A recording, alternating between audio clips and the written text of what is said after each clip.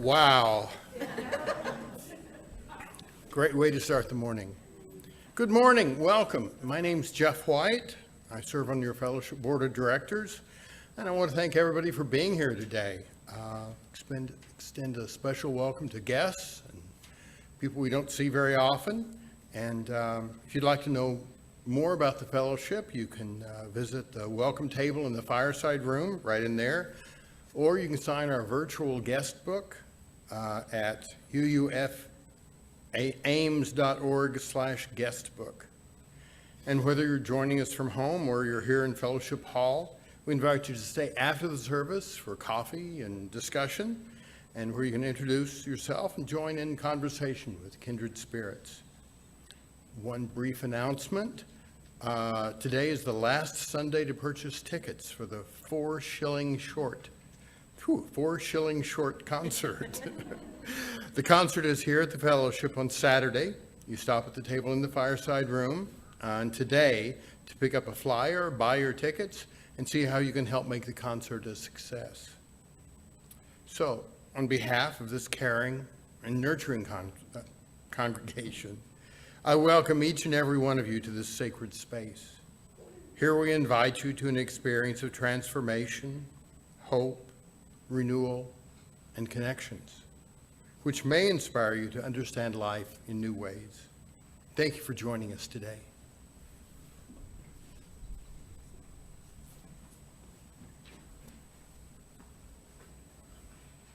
Good morning, Central Iowa and beyond.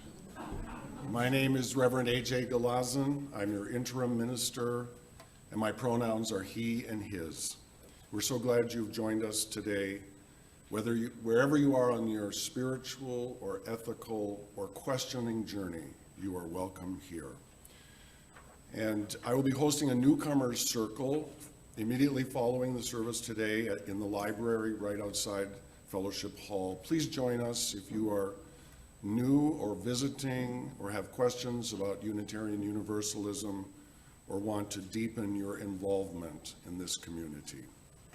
And our next roundtable will convene this coming Saturday, March 18th, in person and on Zoom. We will be discussing the exciting future of religious education here at the Fellowship. Please join in the conversation, and childcare will be provided, thanks to Gabby. That's so great.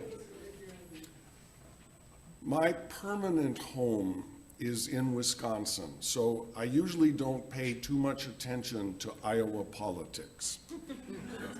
But even I caught wind of the hate-filled proclamations emanating from Des Moines in the past few weeks, and it was nauseating.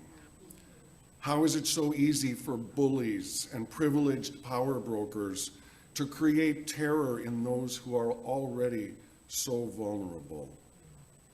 Partly because of complacency, partly because of exhaustion, and partly because of hopelessness.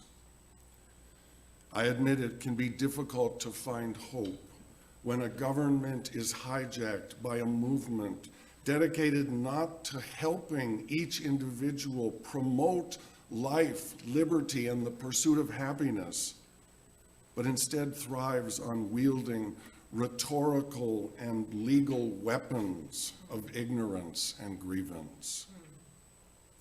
To counter this awful taste of oppression, last Sunday I went to Des Moines to resist my own complacency and join with others in a demonstration for human rights on the steps of the state capitol. There were signs and flags and speeches, but more important for me, I was surrounded by real people and dogs and children blowing bubbles in the breeze, dressed in rainbows. Shining, happy people dedicated to supporting the inherent worth and dignity of every person. Amen. Tyranny thrives in complacency. Here's some advice from Timothy Snyder that I have taken to heart. Stand out. Someone has to. It can feel strange to do or say something different.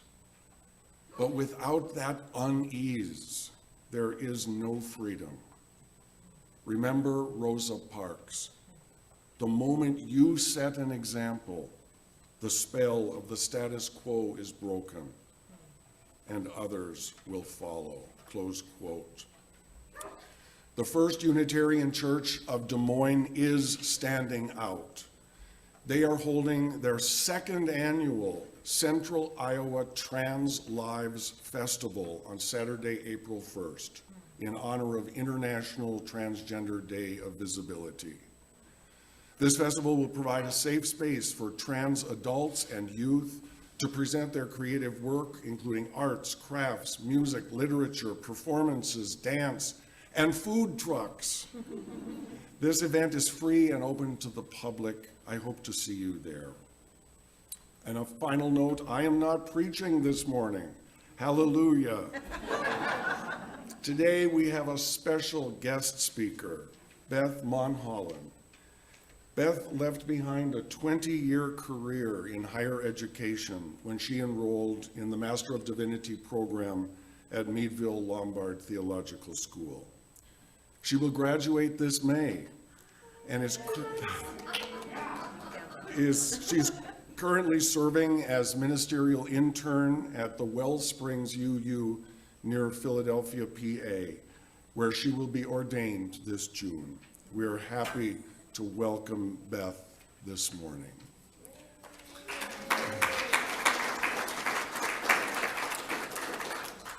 Our opening words are from Reverend Jay Wolin. Are we a people of holding on or of letting go? Holding on to rigid ideas or letting go and opening our minds and hearts to something new? Holding on to the certainty of how things should be, or letting go and living with the uncertainty of new ways of being in the world? Holding on to what makes us comfortable, or letting go so we may grow, which can be uncomfortable.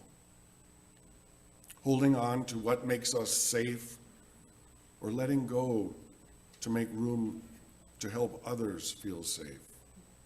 With this flame, the symbol of our religion, let it be a symbol of burning up the ties that hold us back from being our true self and reaching our true potential. Let it be a symbol of lighting a new way toward a better tomorrow. And let it be a symbol of letting go, because holding on too long and too tightly is never good for the soul. Please rise now in body or spirit for our opening hymn, number 34, Though I May Speak with Bravest Fire.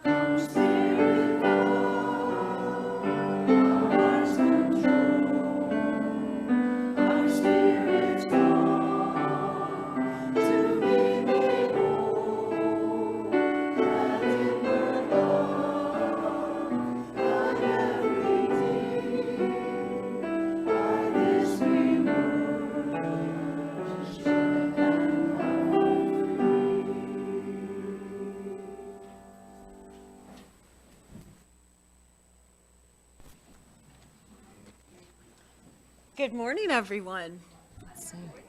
It's so nice to be with you. And thank you all. This I love. We should just do service like this the whole time. What do you think? She's thinking about it, everyone.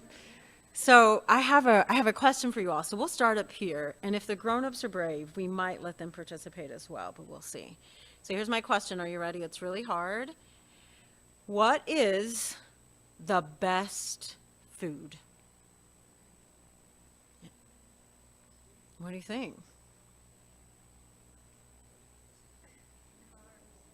Caramel. All right. Caramel is one possibility, everyone. Yes? Dessert pizza. What do you like on the dessert pizza? Because this I have to. Blueberries and icing. I do love blueberries. All right. Yes? Strawberries in general. On the dessert pizza or just by themselves? Just strawberries. All right. So we've got caramel, dessert pizza, strawberries. Candy. Do you have a favorite kind of candy? Do you like chocolate or do you like, what are some other candies? Caramel, of course. It's still on the list, everyone. Say that again. Sucker. Oh, I do love a good sucker. I always liked butterscotch suckers. Those were my favorite. Anyone else have a best food? What is your best food? He's like, we'll come back to it. He's still thinking. Do you have a best food you want to share? No, that's all right. You don't have to. This is by invitation only. I should have made that clear. So do we ask some of the grown-ups? What are your best foods? Does anyone have a best food? We have pizza. Donuts? Pizza, donuts. This is a sweet tooth kind of crowd. Go. Strawberry shortcake.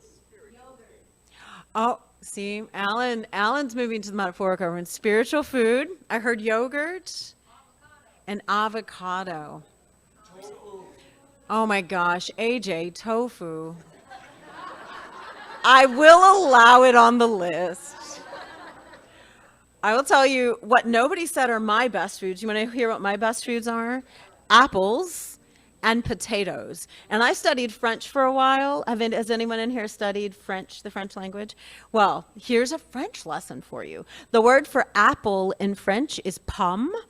And the word for potato is pomme de terre. And when I learned that, I felt as if the universe was confirming my choice that apples and potatoes are indeed the best food. Here's what I didn't hear anybody offer up, that food itself doesn't matter. If somebody came to you and said, food's not important, what would you say to them? Food is important. Oh my God, what is your name? Clara, everyone just said, food is important and we can't live without it. Clara is so right. And here is what I think, and we're going to tie in Alan's metaphorical spiritual food here, right? Like we can all probably, at least in this room, agree with Clara that food is important and we can't live without it. But we had a lot of different opinions about what some best food might be.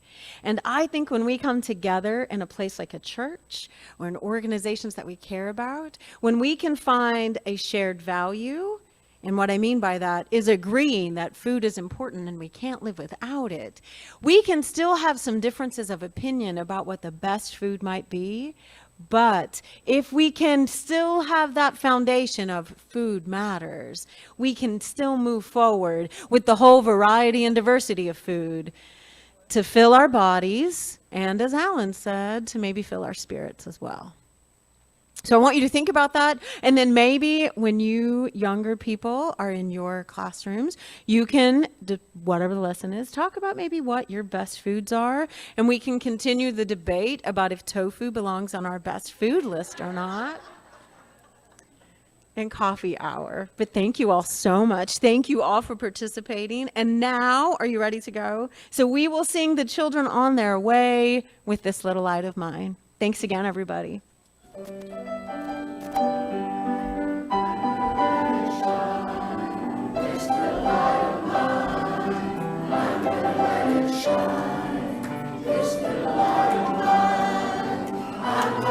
it shine, let it shine, let it shine.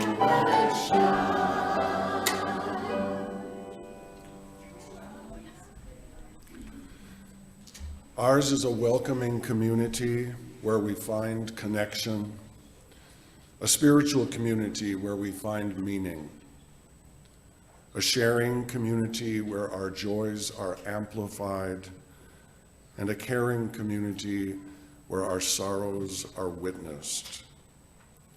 It's a tradition in this community to take a moment to share our joys and sorrows and acknowledge the mutual support and time of sharing. This is not a time for announcements. If you would like, you may come forward to the microphone, state your name, share a joy or sorrow, and Beth will light a milestone candle. Light one final candle for the milestones that have been left unsaid and that we hold gently in our hearts. Let us share a moment of silence.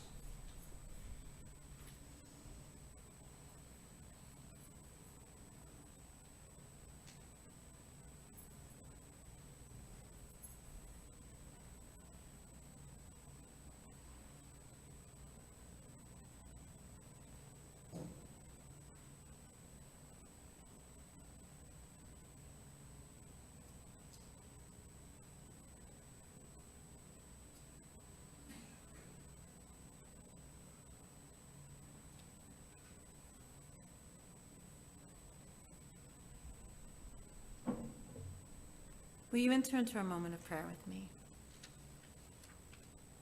Spirit of life and love, creative force, source of all that we are and all that we are becoming, we invite you into this physical and virtual gathering today with gratitude and with the sure knowledge that whatever each of us is carrying is made lighter and more bearable by our communion together.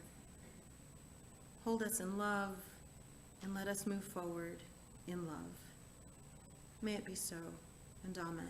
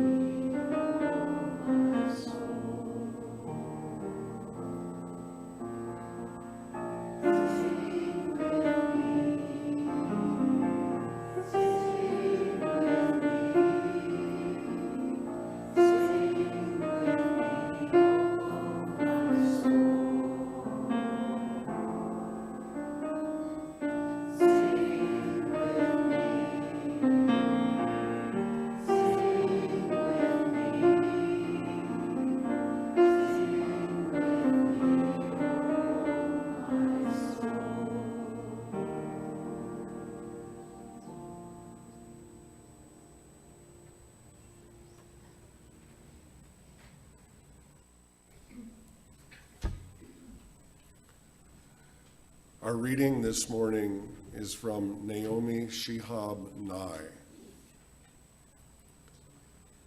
Wandering around the Albuquerque airport terminal, after learning my flight had been delayed 4 hours, I heard an announcement.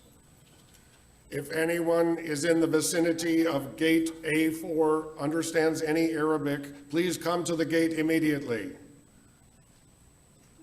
Well, One pauses these days. Gate A4 was my own gate. I went there. An older woman in full traditional Palestinian embroidered dress, just like my grandma wore, was crumpled to the floor, wailing. "Help," said the flight agent. "Talk to her. What is her problem? We told her the flight was going to be late, and she did this." I stooped to put my arm around the woman and spoke haltingly. "Shu do'a shu bid'ak habibiti, stani shwe min fadlik shu bid suwi." The minute she heard any word she knew, however poorly used, she stopped crying. She thought the flight had been canceled entirely. She needed to be in El Paso for major medical treatment the next day. I said, "No, we're fine, you'll get there. Just later. Who's picking you up? Let's call him." We called her son. I spoke with him in English. I told him I would stay with his mother till we got on the plane and ride next to her. She talked to him. Then we called her other sons just for the fun of it. Then we called my dad, and he and she spoke for a while in Arabic and found out, of course, they had 10 shared friends. Then I thought, just for the heck of it, why not call some Palestinian poets I know and let them chat with her? This all took up to 2 hours.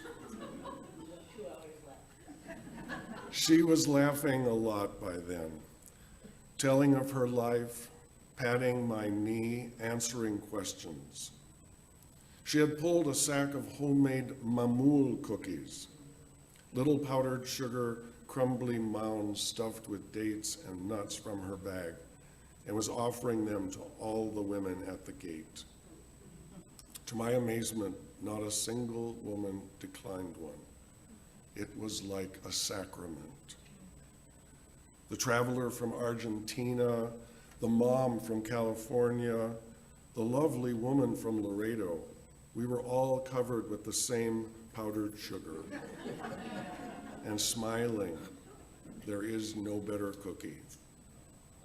And then the airline broke out free apple juice, and 2 little girls from our flight ran around serving it, and they were covered with powdered sugar too.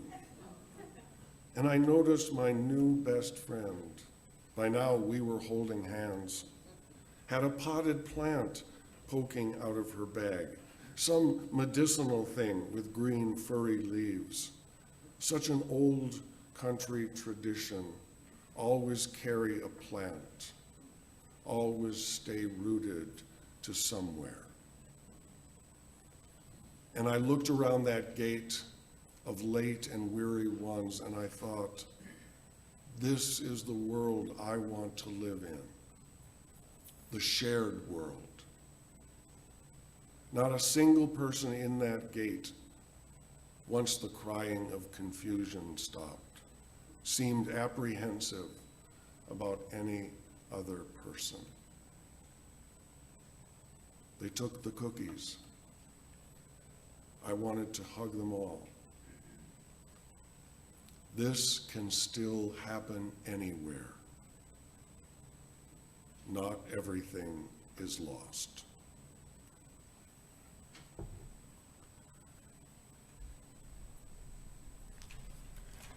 And we will now give and receive the morning offering. And please know that half of the non-pledge offering will be donated to the Ames Community School District's Hope Pantry, as selected by our high school youth group. This resource is available to all students across the entire district, providing food and clothing donations to those in need. Recipients of the pantry also connect with student and family advocates, gaining access to other community resources. The other half of the offering will support programs here in this fellowship that make this a community of transformation. We'll pass the basket here in Fellowship Hall, but for those at home, you can visit uufames.org/give to make your contribution today. And please know that your presence here is gift enough.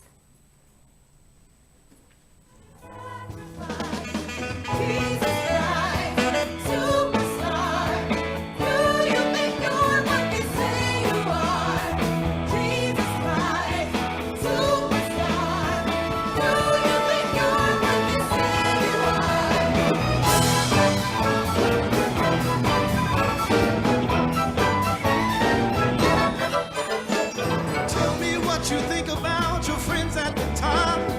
Who'd you think beside yourself's the pick of the crop? Buddha, was he where his hat? Is he where you are? Could Muhammad move a mountain or was that just PR? Did you mean to die like that? Was that a mistake? Oh, did you know your message that would be a record breaker? Don't you get me wrong. Don't you get me wrong now. Don't you get me wrong. Don't you get me wrong. Don't you get me wrong.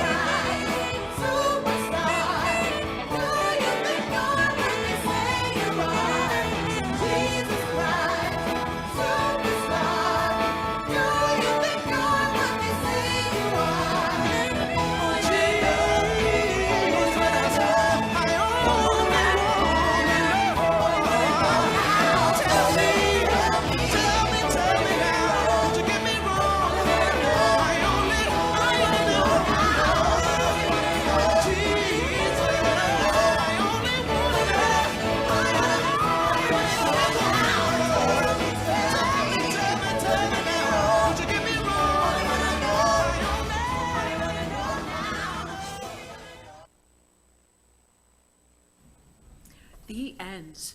Just kidding. I do love a good Broadway musical. It's a pleasure and an honor to be with you this morning, everyone.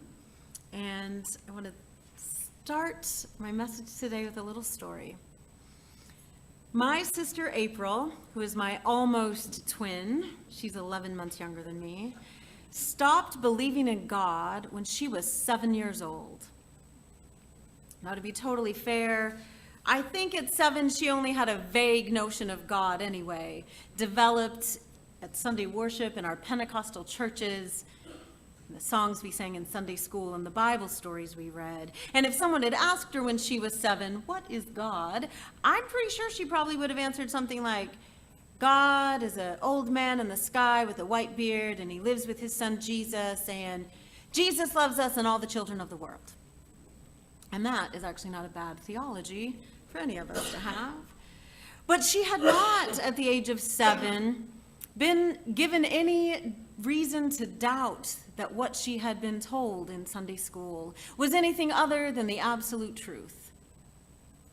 Until the fall of 1982, when the original Superman movie, the iconic one with Christopher Reeve and Gene Hackman, how many of you have seen it? If you haven't, I'm sure it's streaming somewhere. But that movie aired on TV for the first time, which meant we got to see it for the first time from the comfort of our living room. Now, I don't actually have a memory of this, but my sister has told me she clearly remembers being glued to the television, watching that film, and falling so in love with Superman that she became convinced he was real. And she says after the movie ended, she stepped out onto our front porch, looked up at the sky, and remembers thinking, any second, either Jesus or Superman are going to come out of the sky. And she kept up this private little vigil of waiting for either Jesus or Superman for months. She said she would pause in conversations at the bus stop to look up, stop, playing tag at recess to look up. Is this the moment Jesus or Superman are coming? And she kept this up all the way until the spring when she stepped out one morning, and instead of waiting for Jesus or Superman, she had a brand new, deeply disturbing thought. What if Jesus and Superman aren't coming? What if Jesus and Superman aren't real? What if they're just stories? And if Jesus and Superman are just stories, what if everything in the Bible is just a story? And if everything in the Bible is just a story, what if God is just a story? And if God is just a story, what if everything grown-ups tell me is just a story too? That moment of doubt, of wonder and curiosity shifted her entire being. And she told me years later that she knows that by the time she turned 8 and started 3rd grade, that she had indeed come to believe that everything grown-ups told her was just a story. But she also knew, as young and little as she was, that that questioning would not be welcome in the world in which we lived. So she tucked her newfound disbelief close and protected in her heart. And she said she just went through the motions of religion until she was old enough not to have to anymore. And she said that my sincere religious beliefs, which I had as a child and a teenager, I was a true believer. I went to church the year I was 14 more than my pastor did. I carried my Bible every day of 8th and 9th grade to my public schools. I deeply believed in the truth of what my religion taught me. And my sister said, from her point of disbelief, she could not understand me.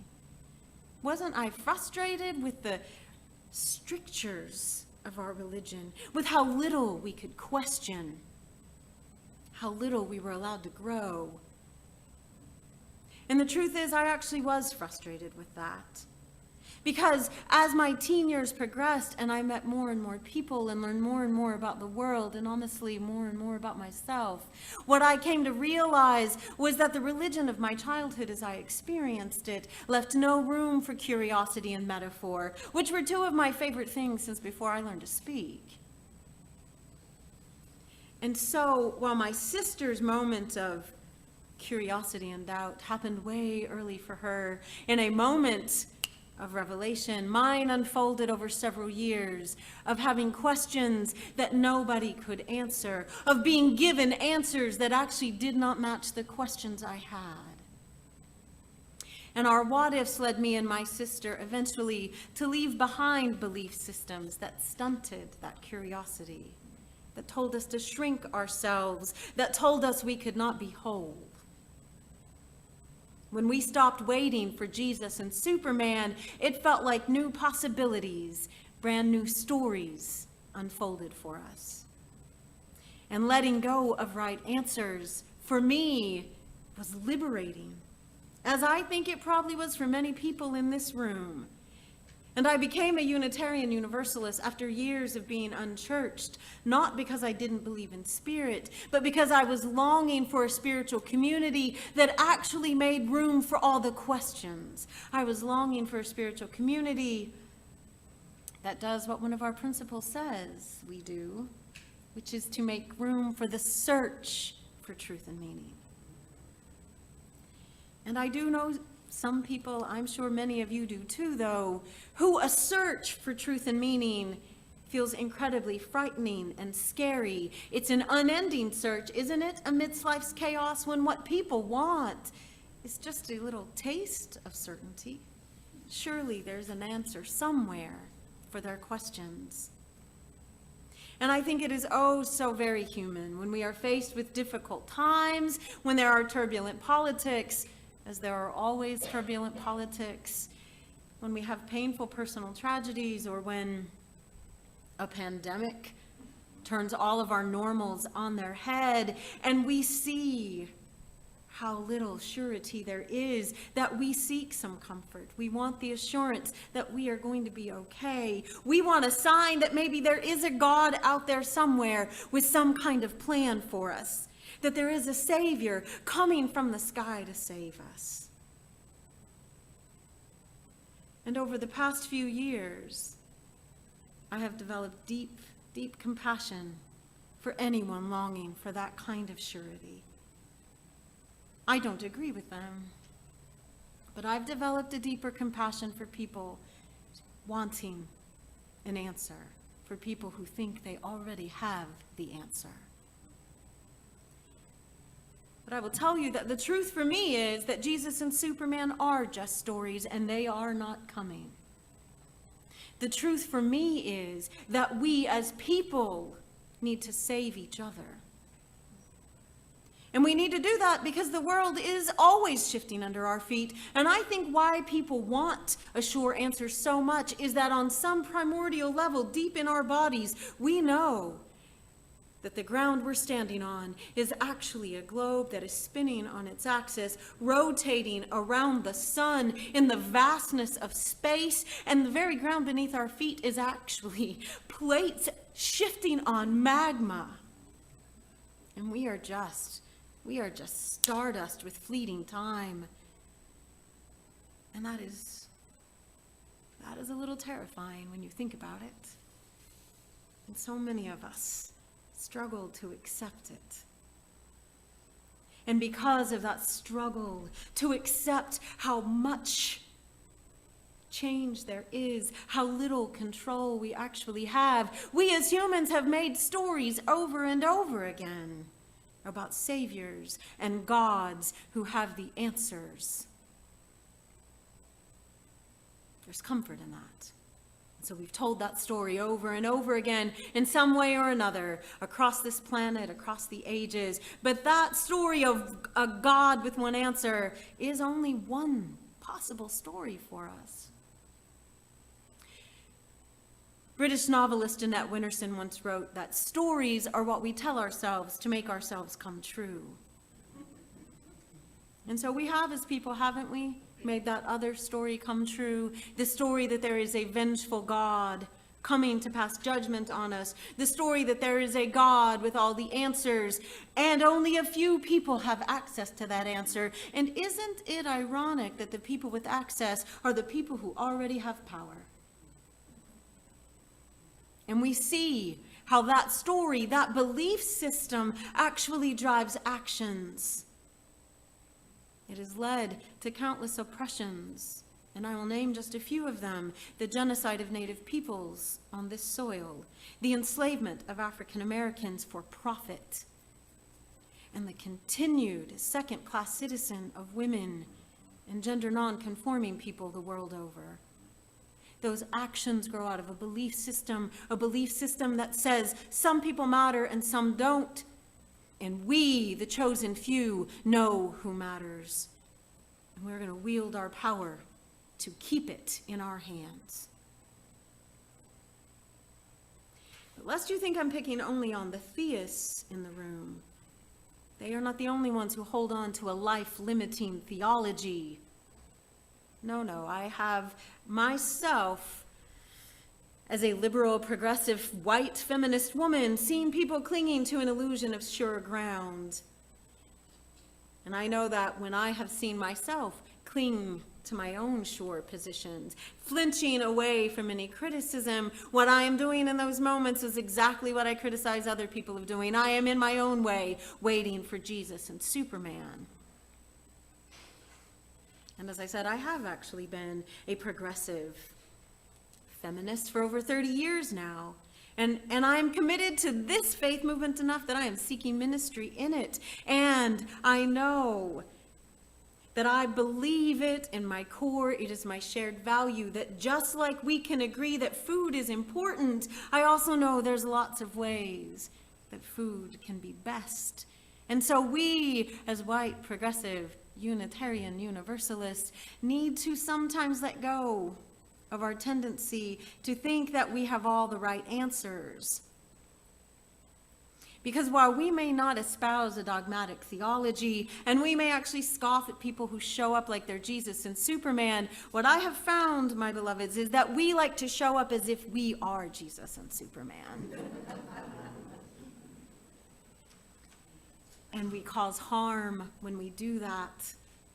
We need to live into our faith and our values enough to challenge that kind of white saviorism when it shows up in ourselves and when it shows up in our congregations. And we need to recognize and keep acknowledging that, yes, the world is burning. There are urgent needs that need to be met, but our way to solve those problems isn't the only way. We need to stop waiting for Jesus and Superman or offering the answers like we're the saviors of the world and say, you know what? There might be somebody out there imagining a possibility to heal the world that hasn't even occurred to me yet. There might be somebody already making the world a more just and loving place, and I am not even in conversation with them yet. We as a faith movement that are committed to the inherent worth and dignity of all people, committed to centering love in our relationships as we seek a more just and interdependent world, need to approach that work with humility and mutuality and solidarity, and do what Adrian Rich once wrote, which is not actually try to save the world, but to show up and to remake it.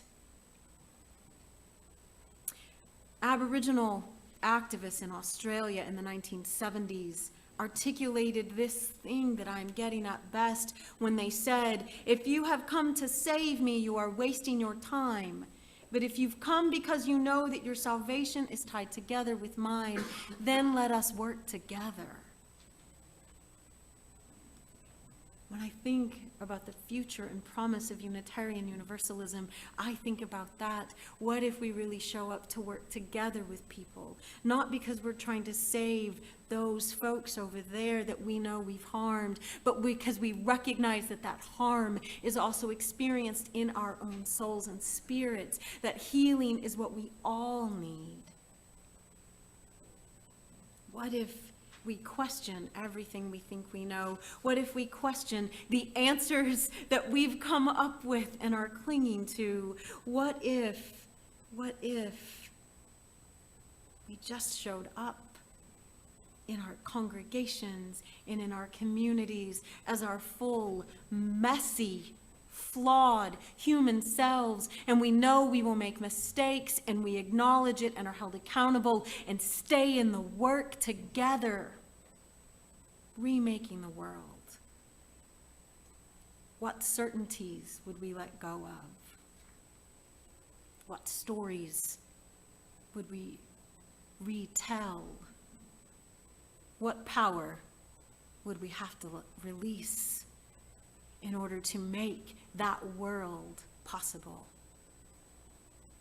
I believe we as a people can be as brave as my little 7-year-old sister was, looking up at the sky and realizing, oh, what I thought was true and sure isn't.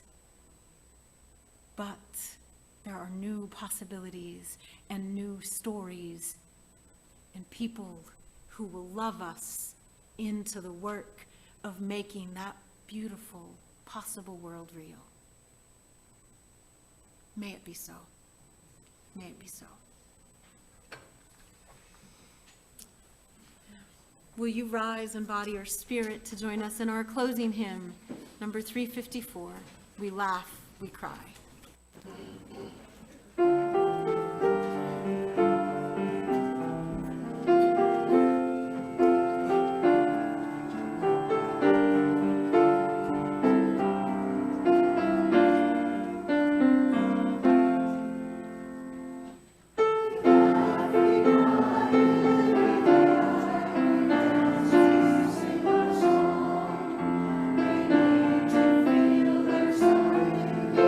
To